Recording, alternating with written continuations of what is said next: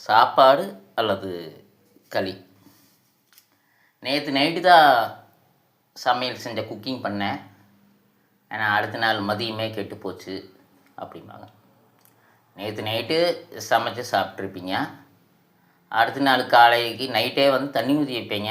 அடுத்த நாள் மதியம் எப்படி கெடு? நல்லா கவனிங்க. ஃபஸ்ட்டு ஒரு சிலர் தெரியாமல் இருப்பாங்க.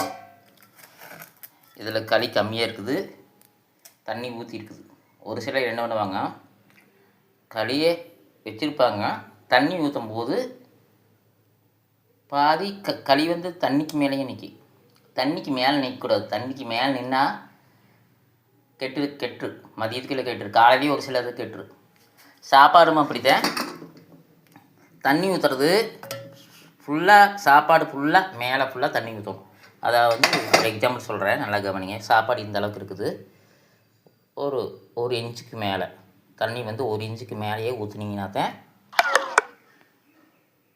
அது வந்து உங்களுக்கு ஒரு நல்லா காலையில் கஞ்சியாக குடிக்கும்போது நல்லாயிருக்கு. அதை விட மதியம் சூப்பராக இருக்குது. நிறைய பேர் மதியம் கெட்டு போயிடுச்சுங்கிறாங்க. தண்ணி ஊற்றி வச்சு கஞ்சியும் கெட்டு போச்சு, களி கஞ்சியும் கெட்டு போச்சும்பாங்க.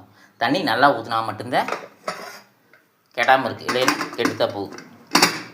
நேற்று நைட்டு செஞ்ச சமையல் சாப்பிட்டு தண்ணி ஊற்றி வச்சா அடுத்த நாள் நைட்டும் நல்லா இருக்குது, அதுக்கடுத்த நாள் காலையிலையும் கூட நல்லா இருக்குது.